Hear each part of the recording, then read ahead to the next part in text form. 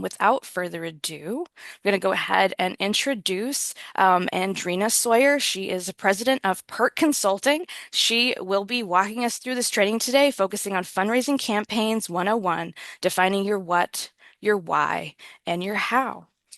Please do continue to put questions in the chat. We will get to those, and then we'll also get to them at the Q&A today. So thank you, Andrina. Please take it away. Thank you, Amber. Good morning, everyone. I hope everyone is doing well and that you have recovered after this weekend. I'm so happy that we didn't get a lot of snow. I don't know about you all, but I'm excited. I do want to say thank you to Central Carolina for hosting this webinar this morning. And my hope is that it is helpful for all of you. I prefer interaction. So Amber already mentioned it, but please feel free to drop as many questions as you can in the chat. There are certain times during my presentation where I'll pause and ask if anyone has questions. And so if you prefer to just ask out loud, that's more than okay as well. I'm going to stop my share for a second just so that I can do a full screen presentation.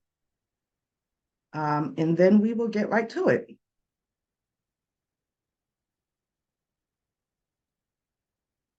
Okay, awesome. And I know that we don't have a whole lot of time, and this is a topic that's on everyone's mind. So if you all don't mind, I'm going to get right into it. Okay. So as Amber mentioned, my name is Andrina, and if you registered for Fundraising Campaign 101, you are in the right place. I'm going to try not to talk at you all because having been in nonprofit myself for a really long time, 15 plus years as a consultant, I understand what it's like to sit in a room and everything is all theory, it's all conceptual, and you're trying to figure out to bring it down to wherever you are. So my hope again is to make this as practical as possible. Before I go any further though, I think it's always helpful to know who's talking to you or who you're engaging with. So this is a little bit of my background for those that I have not had the pleasure of meeting yet. Education, professional, grew up in Jersey, and I always like to add that because as a transplant to South Carolina, I get the question, where are you from all the time? Because that Jersey accent kicks in. So if you have any questions about what did I just say, or if the accent is just a little bit too strong, I will not be offended if you just pause me and ask. But I think the most important bullet here is that I'm looking for my next binge-worthy Netflix show. After this weekend, I've exhausted all of them. So drop your recommendations in the chat. All right, so let's talk about fundraising. These are learning objectives for today. So how do you navigate best practices for small teams? I'm assuming a lot of us on this webinar this morning are working with really small teams. And for the sake of kind of laying the foundation for all of us, I'm defining that as 5 or less. Okay, leveraging your current capacity for optimal results. I'm a firm believer it's not necessarily the size of the team, but the efficiency of the team. And so we're going to talk about that, whether you're a team of 2 or whether you're a team of 100. How do you leverage your capacity? I did have a little hint there in parentheses. And again, I'm a firm believer in this. You do not need a big team or a big budget to succeed. I'll share some of my experiences in 15 years of consulting that I've actually seen firsthand, again, so that this is not just theoretical for us. And then we'll talk a little bit about how to engage and re-engage donors. Okay. As you're thinking through this presentation, again, I love some interaction. So I'd love for you to drop in the chat, what's one word you associate with fundraising? It could be scary, it could be daunting, it could be whatever, it could be fun, right? There are a few of us who are a little odd, myself included, who actually like asking people for money. So I'd love to know what's the one word you associate with fundraising. We're going to work our way backward a bit, right? So what drives fundraising results? This is what we all want to know at the end of the day, I think. And there are 3 things, right? If I had to categorize it and scale my answer down, there are 3 things that I think drive results for everyone, regardless of your capacity. Number 1 is a clear goal and message. Number 2 is consistent donor engagement with an emphasis on consistent. And number 3 is a plan that fits your capacity. So I have a background in strategic planning, right? And one of the challenges that I see with nonprofits, whether they're planning or fundraising or recruiting, is that the work is done from the ideal standpoint. So if we had, a complete budget, if we had a team of 20 efficient impactful people, this is what our programs and our projects would look like. This webinar proposes that you actually don't need that. You can start from where you are and create a plan that grows with you as your capacity grows. So let's go backward. Clear goal and message. Ask the ask. It sounds really simple, and I don't mean to offend anyone's intelligence, but it really does boil down to that. Ask the ask. And what does ask the ask mean? It means that you ask for what you need. You're clear about what the fundraising goal is, the dollar amount that you need, the people that you need, but you have to make sure that the ask is reasonable. And that assumes that you know your donor database, which we'll talk about shortly. It's justifiable. People like to know what their money is going toward. It's clear and it's specific. The magic formula, and I use this with grant writing, is that storytelling plus data equals results. So as you think about crafting your messaging for this year, whether it's for Midlands Gives or Giving Tuesday, storytelling plus data equals results. There's an emotional side to fundraising, right? That tugs on folks' emotions. It tells them the backstory, it creates context. But that in and of itself for responsible donors is not always enough, because they want to know, based on your past performance, based on previous giving campaigns, what have you actually done with the money? And so foundationally, you want to make sure that as you're defining that goal and that message, again, there's good storytelling plus data will get to the results that you need. A consistent donor engagement plan. Consistent donor engagement means staying in touch with supporters year round. I won't ask you to raise your hand. I'll just speak for myself, but I know that as a donor, right, because sometimes I'm on the asking end, sometimes I'm on the giving end, as you know, many of us are. There's nothing that's more frustrating, right, than someone coming to you and asking for money and you have not heard from them any other time in the year. And that's not just for nonprofit work, that's in our personal relationships. We are annoyed by the idea of someone always having their hand out. And so consistent donor engagement says that fundraising actually starts before you make the ask. So it looks like happy holidays. Hope you have a great break with your family. It looks like, hey, you haven't given us to us in a while. We won't say that part, but we'll just say we're thinking of you in January and we wish you a happy new year. It will say, thank you for the gift that you gave us 6 months ago. And we just want you to know that we want to be top of mind, right? And we're just kind of waving at you digitally. It doesn't have to be by card. It doesn't have to be expensive for your organization. It could just be an email. But consistent donor engagement. It looks like shout outs. It looks like thank yous. But creating a corporate culture internally of gratitude that actually spills over externally in the way that you talk with people. And then this last part here, a plan that fits your capacity. Understand this, that tools don't raise money, strategy, but clarity do. Donors are real people and life happens. So on the donor side, right, I see some people shaking their heads, which is, I know that you understand where I'm coming from. But the last year for many of us has been very economically trying, right? So understanding that being sensitive to where people are is important.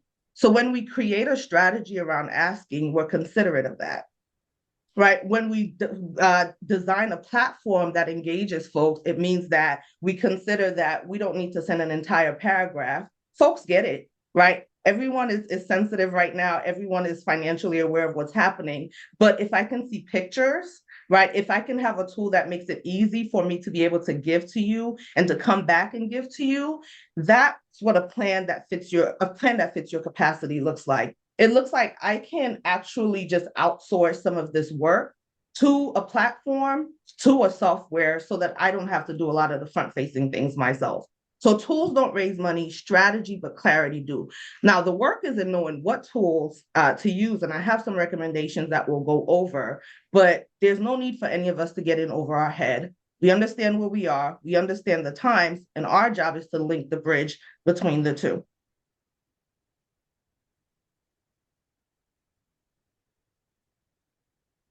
Thank you, technology. Okay.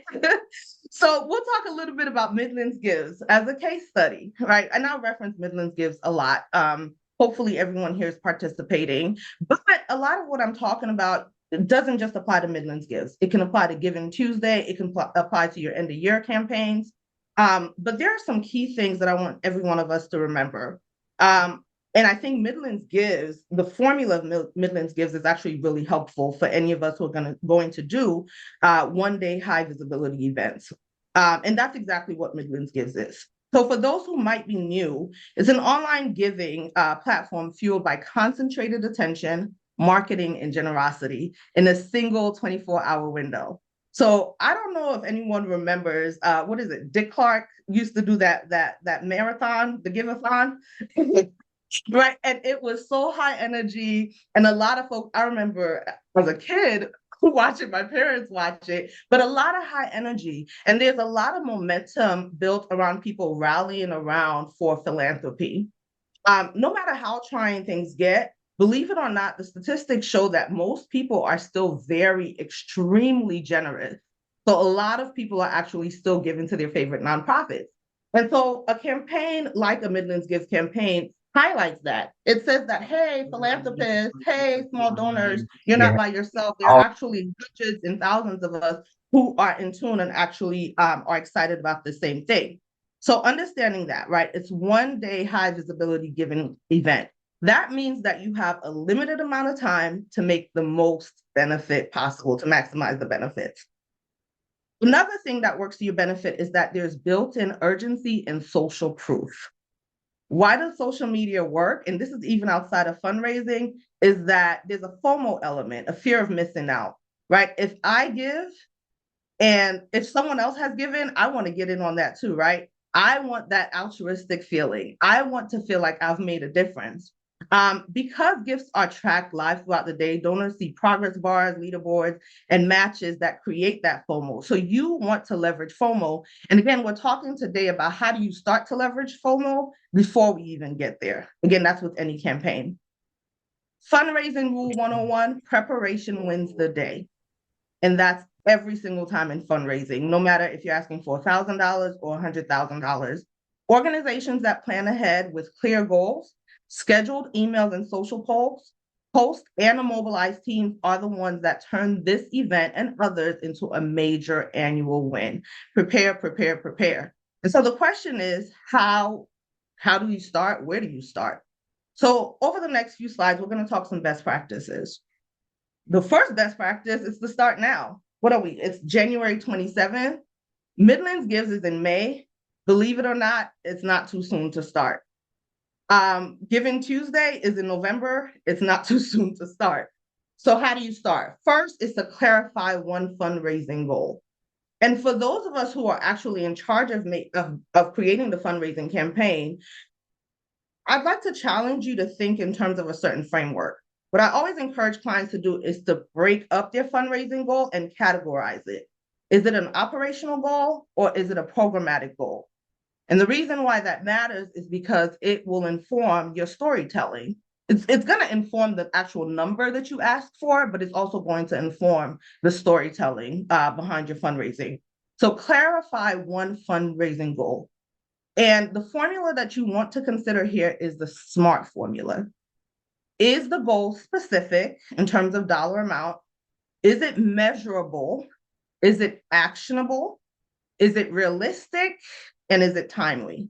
Let's break this down a bit, right? Is it specific? One, is it specific in terms of the number, but is it specific in terms of what the money is actually going to do, the impact that this fundraising is going to create for your organization? And is it specific for the donor what the benefit to them is?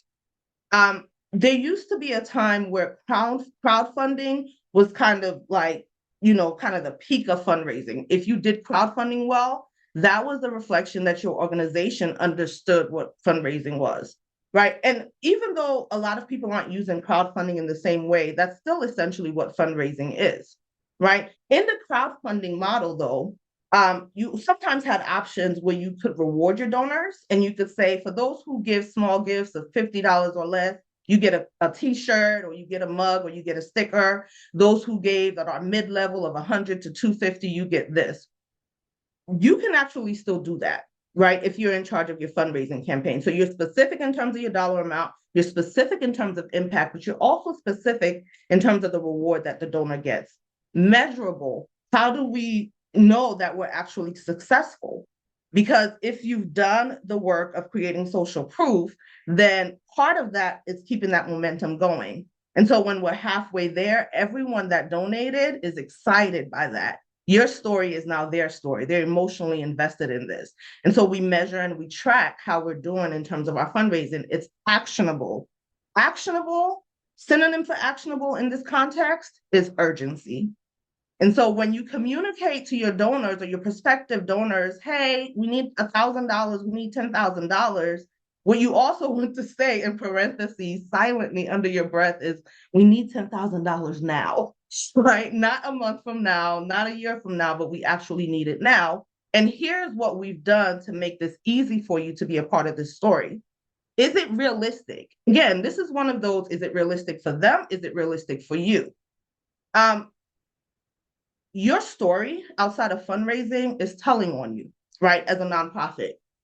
And I say that kind of matter of fact, but it is what it is, right? As a nonprofit, consumers, donors, clients can tell or assume what your operational budget is. Sometimes they can tell based on your capacity, right? Number of staff and volunteers. Sometimes they can tell based on the quality of your programming, the quality of your message, the quality of your branding. Why am I saying that? I'm saying that because if it's assumed that your operational budget is at, let's say, $50,000, and you start asking your donors for $250,000, there's a disconnect there, right? And so when that are realistic, what the emphasis there is can donors tell that this money is actually going to serve this organization, help this organization grow? And is there a connection between what they're asking for and what they've proven to be able to use as good financial stewards, right? And then the realistic for us as your donors is, can we do it? A lot of us, and again, this is not necessarily a bad thing because we all have to start from somewhere. But a lot of nonprofits, we don't always do a good job of researching our donors. And so we're talking kind of basic analytics on social media, where even on a Facebook group, it will tell you the average age of those who follow you and those who engage with you, where they're coming from, what part of the country.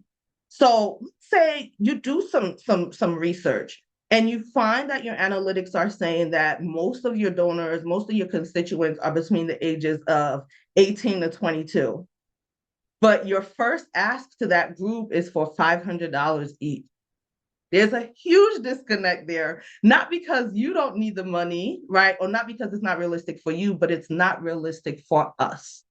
And so when you're crafting that ask and you're crafting that message, it has to be both realistic for you and for us. Again, there's a little bit of research that needs to be done there. And for those who've been doing fundraising for a while, you can kind of tell where I'm going with this. But for those who are new, one of the precepts, we'll call it, right? So a good fundraising campaign is doing some of that research. And again, timely urgency.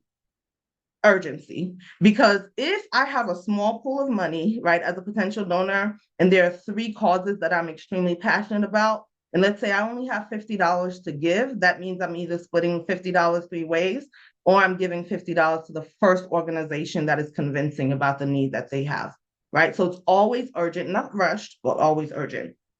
Um, Second thing about starting now is you want to identify your core donor list. So this goes back to my realistic bullet.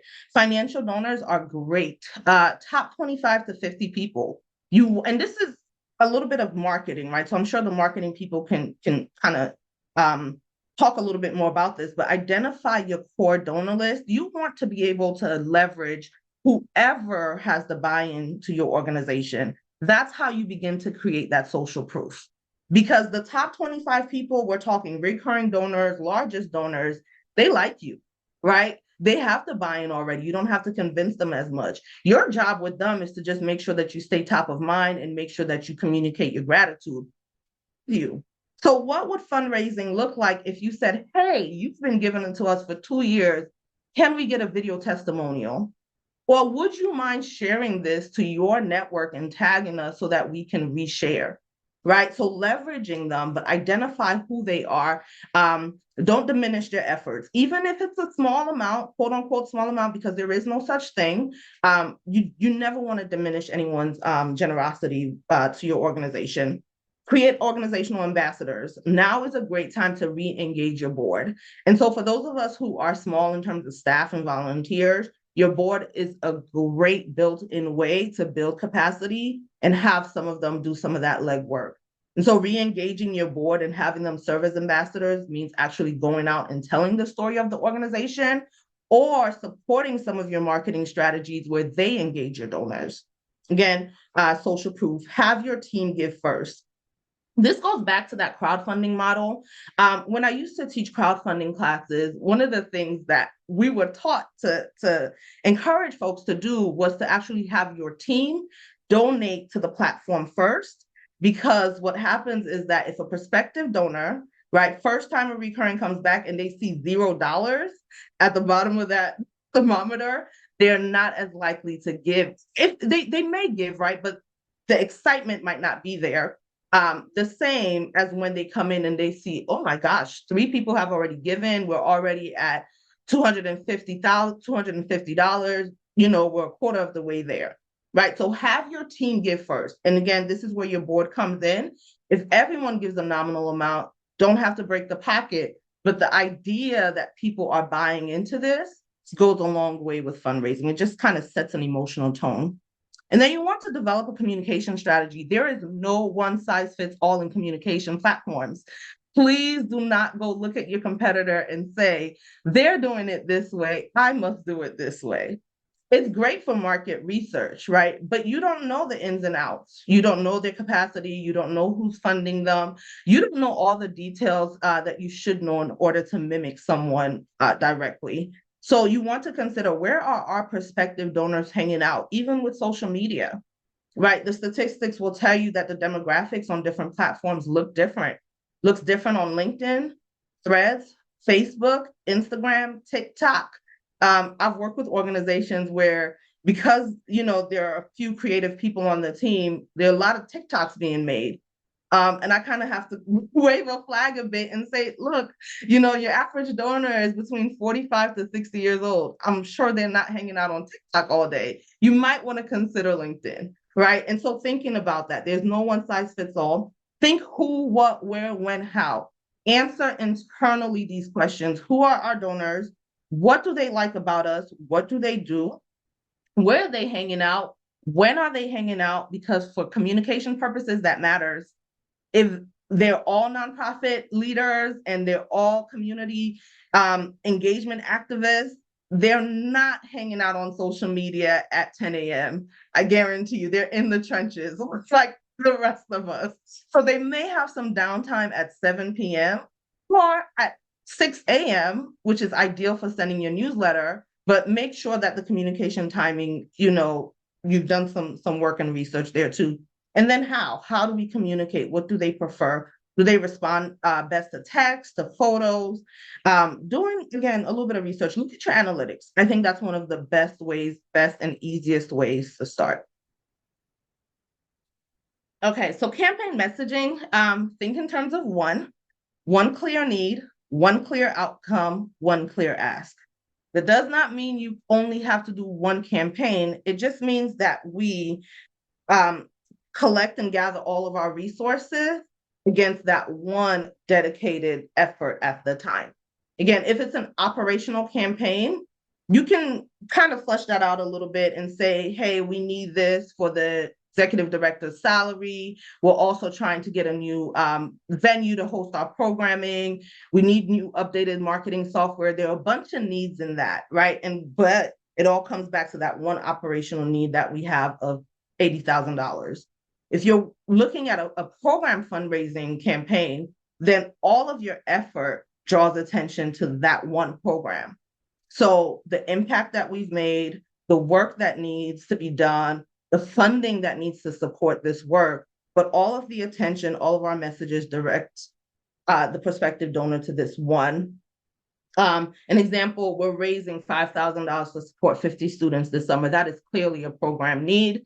And although there are a bunch of numbers floating in there, we just want you to know that this summer program is really important to us. And we're measuring our metrics. There goes that measurable again. It's for 50 students, $5,000. If we surpass that, it's great. right? Because you never want to limit your funders, but this is kind of where we are right now in terms of a benchmark.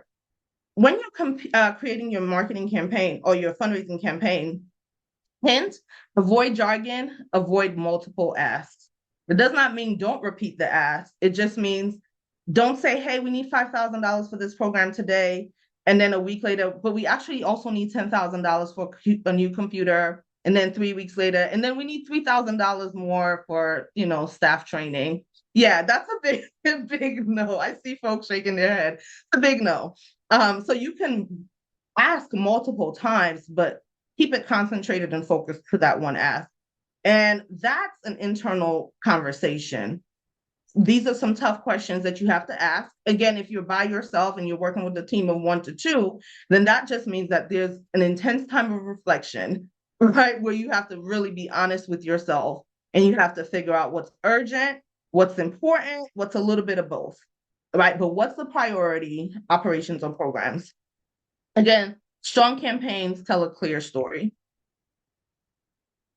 So let's make sure I didn't miss a slide there. Okay, so let's talk, right? So this was one of the questions that actually came in, and I know there are quite a few of us, so don't all jump and unmute at one time, but I'd love to hear from maybe 1 or 2 people. What are your thoughts on this? And if you have experience with this, please feel free to share very briefly, 30 seconds or so. Do single price fundraisers work? There were a couple of people that wanted to talk specifically about this. If you have thoughts, you're welcome to share.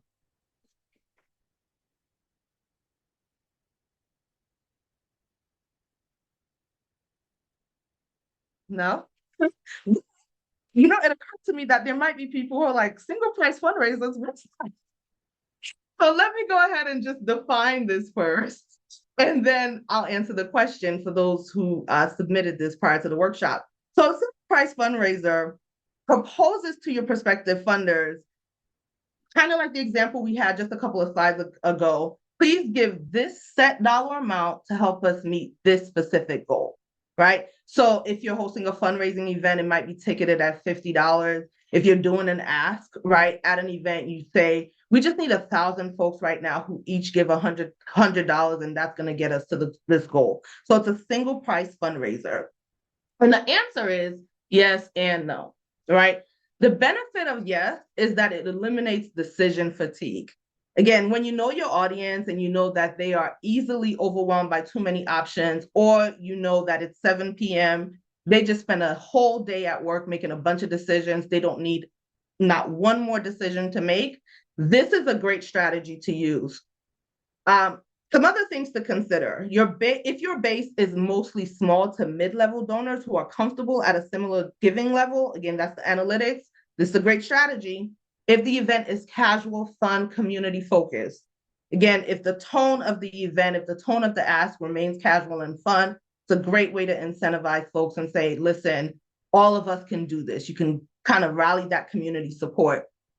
If the one price is clearly tied to impact, specific metrics, $40 covers 1 week of after school programming for a student.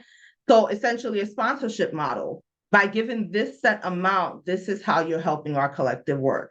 And then lastly, if your main goal is broad participation and engagement, the challenge with one of the challenges with single price fundraising events is that if you are tied to the outcome, in terms of the funding that's generated, it's not the greatest strategy, because if only 50% of those that you ask participate, that means you've fallen 50% short of your goal. There's absolutely no room to make that difference. So if you're tied to a financial goal, it's not the greatest strategy. But if this is a culture building opportunity where you say, hey, let's rally around this great cause, and I can give you all a little bit more insight into how this money is being used, it's a great strategy to use. I'm not always a fan of this, and this is why. No eliminates presumption, right? It says that if I ask everyone to give $50, I'm assuming everyone can afford $50. But I'm also limiting those who can't afford $50 to just $50, right? So I'll give an example. I used to work with a client out in Anderson, This was a church, right? And they had some issue that was like messed up with their HVAC system. And they needed tens of $1,000s. When I got there, they maybe had a congregation of about 60 people. And so it was a big ask, considering that the average, offering amount might have been like $20 to $30. Well, and I've always loved this story, so I share it a lot. They made the ask, the pastor made the ask, and believe it or not, there was a single person that decided to write the check for the entire amount.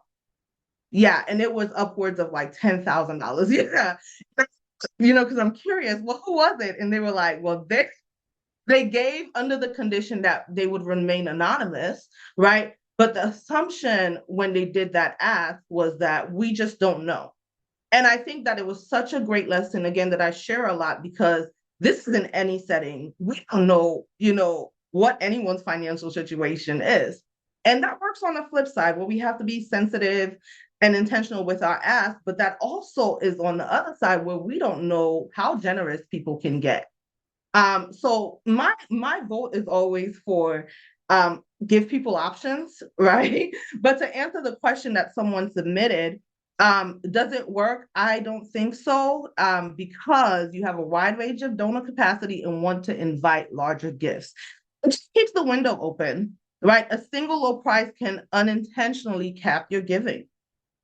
You're trying to cultivate major donor sponsors leadership levels at the same event. If that is your goal, you do not want to use a single price strategy. And here's the thing about leaving it open, because all of us should be thinking about this no matter what our current capacity is how do we get in front of large donors?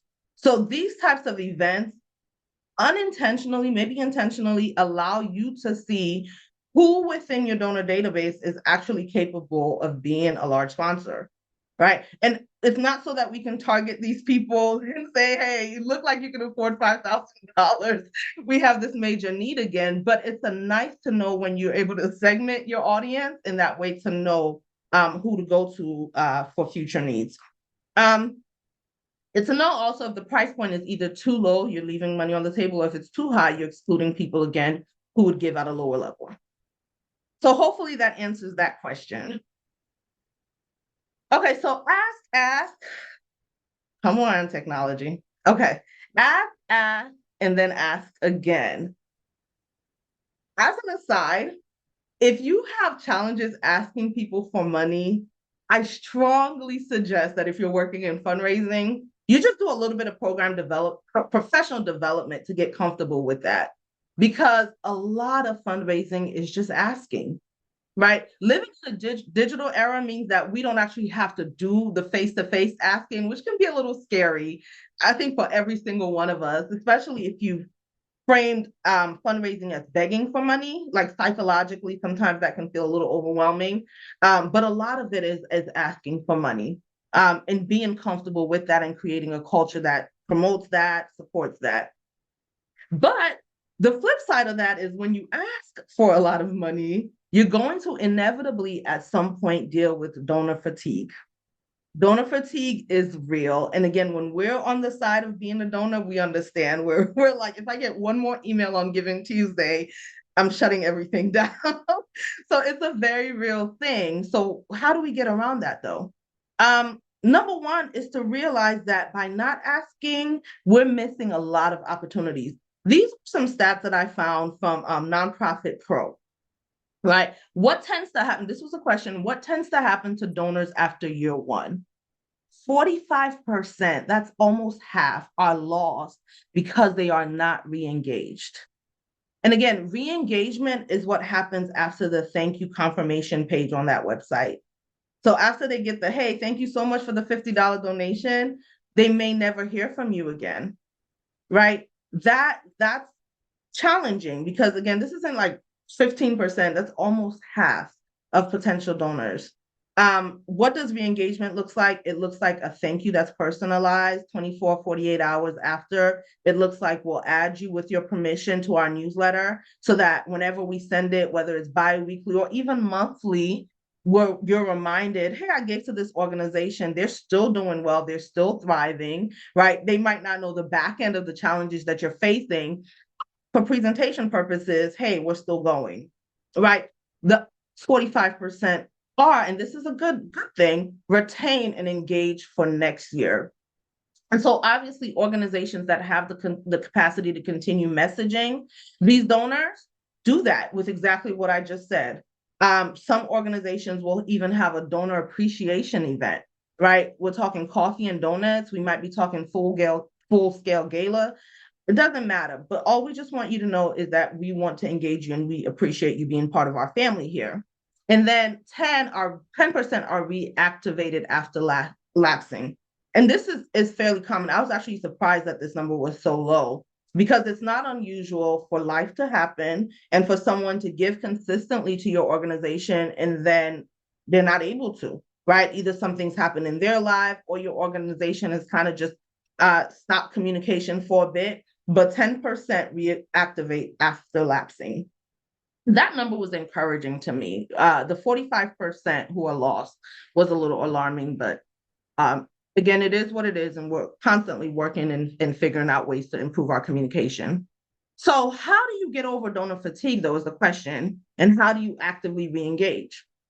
One is to create a cultural rhythm for asking that doesn't burn bridges. So, I talk a lot about nonprofit culture because I think the culture that we create helps to create the momentum that doesn't always need strategy. Once something becomes kind of a natural way of doing things with your organization, it becomes fluid. So staff can leave, staff can come, that culture remains intact, right? Consultant comes, the consultant leaves, the culture that you form will continue to inform how you do work. So creating a rhythm where asking does not burn bridges, that looks like a lot of gratitude, right? That looks like a lot of intentionality. Um, Key principles, giving is relational, it's not transactional.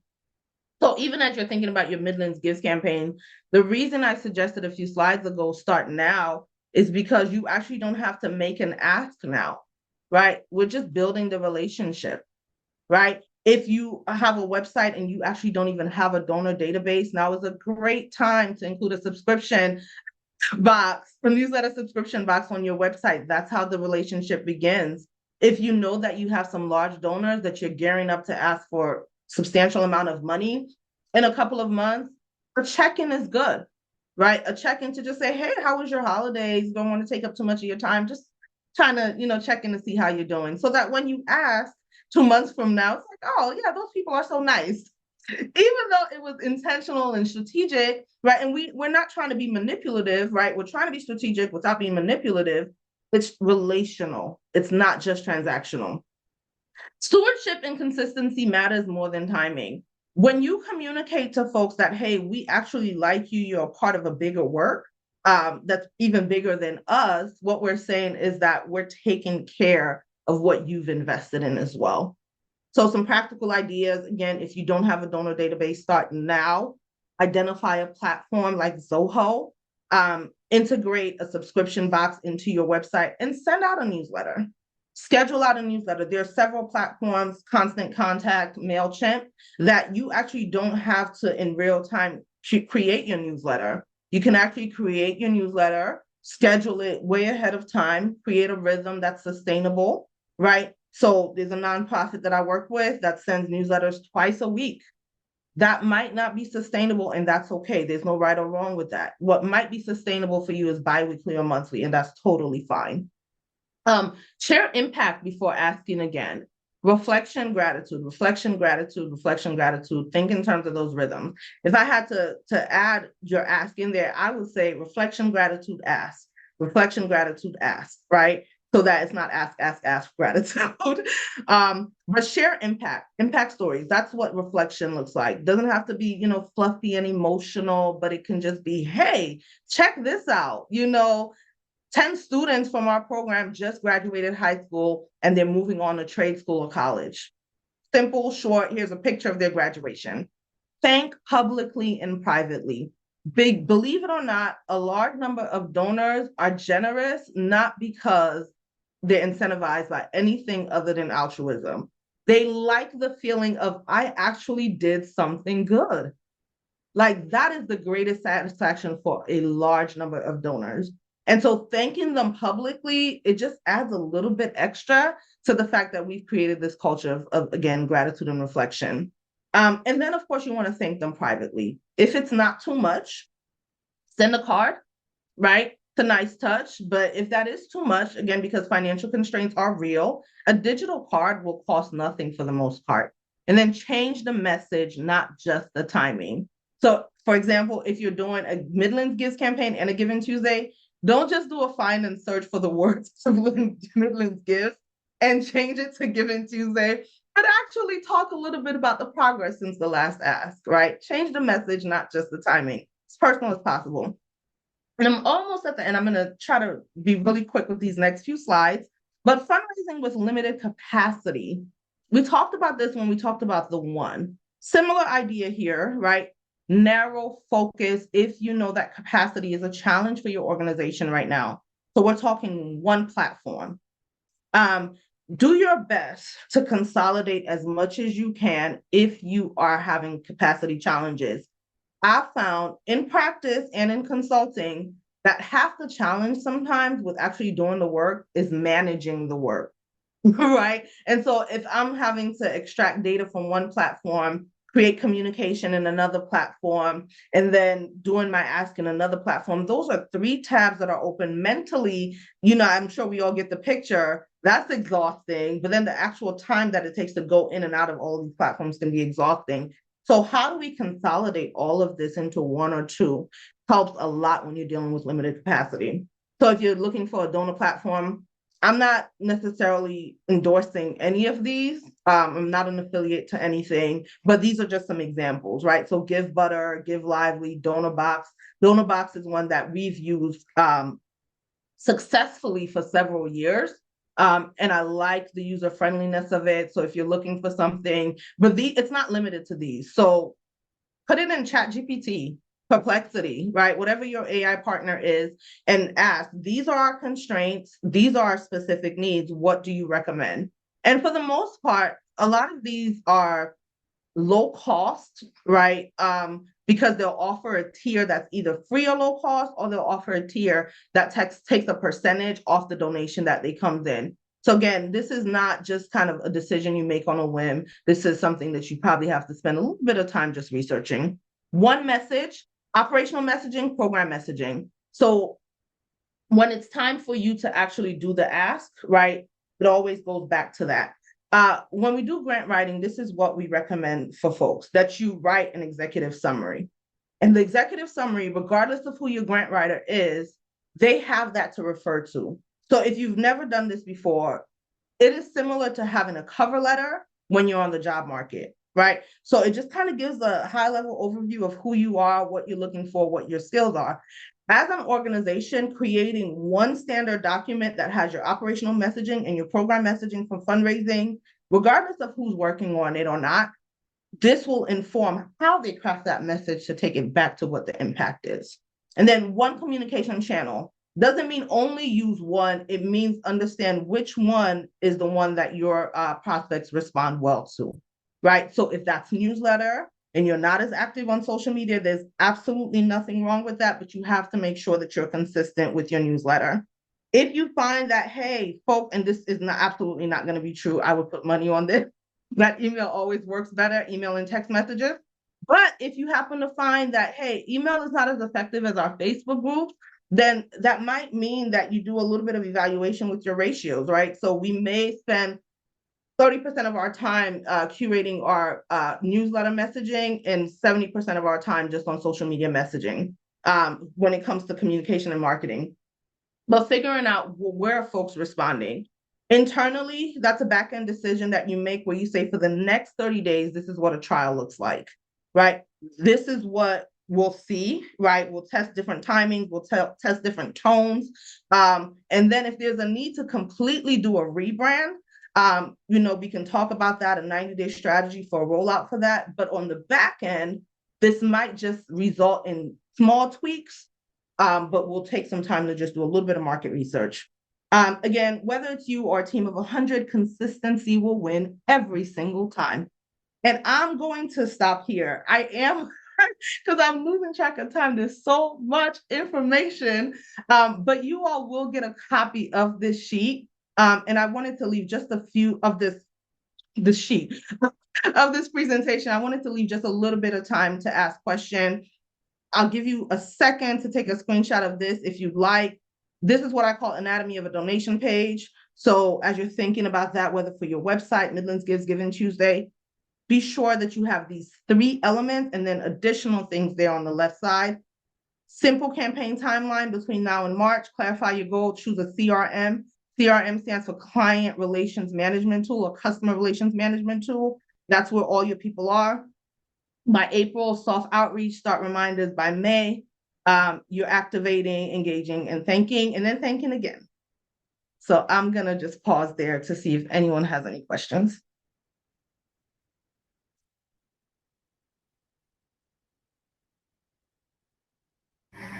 Can you go back to that previous slide, please? This one? Yeah, that one. Thank you. My camera wasn't ready. Okay, got it. Thank Okay, you. you're welcome. You're welcome. You're welcome. And as Andrina said, you all will get a copy of this slide deck and any other tools that she is willing to share with us. Yeah. And and I don't want to force it. So if nobody has a question, one slide that I would love for you all to pay attention to when you get a copy of this is a simple goal planning sheet that I recommend that you use internally. Again, whether you're by yourself or with your team, and you just ask yourself, where do we want to be? And this is specifically in terms of fundraising. You can use this with any area of your nonprofit, but for these purposes, a year from now, what's the dollar amount that we'd like to raise? And then ask yourself in the next 6 months, what should we actively be doing to get to that? So if the goal is $100,000 by the end of the year, that means in 6 months, we obviously need to be very close to $50,000. But the most important part of this is in the next 90 days, what are we doing? So these are some of the things that I've talked about. We've identified our top donors.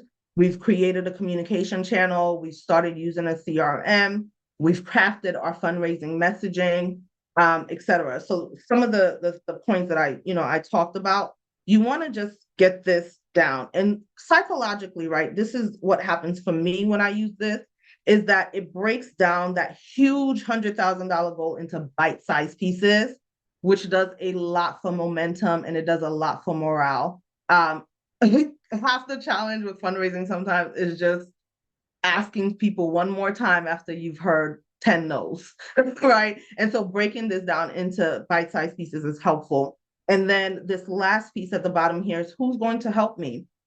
Sometimes it's not a who, it's a what, right? Enlisting subscribing to new software, maybe even getting a VA if it really is just you working by yourself and figuring out how do I outsource, even if it's just a little bit of money for 3 hours of help that's dedicated to marketing and fundraising, because they do go hand in hand, which is a different topic. And then figuring out, how do I kind of divvy this up so that I'm not burnt out by April and I can't even get to the halfway mark for this year. Okay. So no one has any questions. It doesn't sound like. I'll try to see if I can look in the chat and answer questions, but this is how you would get in touch. If anyone has any follow-up questions that I did not get to ask, my email is there, our website is there, and our social handle is there. We also offer free 15-minute consultation via Zoom or in person if you'd like. Well, maybe not in person, but 15 minutes in Zoom. And I'm happy. Go ahead. What Go did ahead. you, We oh do yeah, have questions. I just wanted to say that. oh, okay. I'm happy to answer any questions. And that's me. Don't forget to drop your Netflix recommendations. Perfect. Thank you all. I will say we have a question in the chat, but I know Bonnie, I think you tried to unmute a second ago. Bonnie, do you have a question? Yes, actually, I was just going to ask a little bit more about the executive summary you were talking about. Maybe if you could go a little bit more in depth about that. What would that look like, for instance? Sure. So if you remember in one of my earlier slides, I mentioned asking, the 5 W's, right? Or the 5 key questions: who, what, where, when, and how. So your executive summary will essentially answer that. Who you are as an organization from a storytelling standpoint, right? Not necessarily just your mission and vision. What your organization is doing, what you're asking for, why you need that money, again, whether it's programmatic or operationally, where can folks access, the option to give, and then how. So what are we using this money for, which will speak to the impact. All Thank right, you. we have a question from Shannon. Um, see, can you give us your most outside of the box advice? Whoa, okay. Before I think through that, let me just add for Bonnie really quick. So if you know that you're going to outsource fundraising to someone external to your organization, it's also helpful to put like brand context to it. So like what your general tone for storytelling is, if you can fit it like a case study that really speaks to how the mission was done. But think of it as a document that anyone can use to make kind of a quick fundraising campaign. Okay, my most out of the box advice. Uh, Maybe not so out of the box, but don't underestimate people. Um, Tap into your creativity for fundraising and annoy them. Like it's okay to annoy them. Folks who have the buy-in to your mission, like they have the buy-in. And unless you do something that's like totally egregious, like they're with you, right? Especially those who are recurring donors, like they're with you. Um, don't be afraid to annoy them. Don't be afraid to be creative. I don't know if that's out of the box, but sometimes folks are scared to like push the limit a little bit. So I would say don't be afraid to push the limit with fundraising. I love the get creative. I think it's good to hear that. Don't be afraid of your creativity. Um, Before we And go, I just want to say in there, thank you all for attending, but also we do have a quick 3-question survey after this meeting ends. We really appreciate your feedback. It helps us make sure we are on the right track in providing you future trainings. So thank you. And then, Andrina, any last things or any last questions? We have 5 minutes, so please use them wisely with her. so I was going to say, think of the ice bucket challenge. It's for the reference about creativity. We're not all seeking a viral moment, but you truly never know what's going to land with your audience. You want to make informed decisions, but you want to be able to push the limit. The final thing I will say is that fundraising is not the easiest part of nonprofit work, but we need it. We unfortunately all need to use it. Tap into the resources that are around you. Please don't be afraid to. You're not in it by yourself. Figure out how to tap into Central Carolina, figure out how to tap into local consultants, but the work is necessary. You're necessary.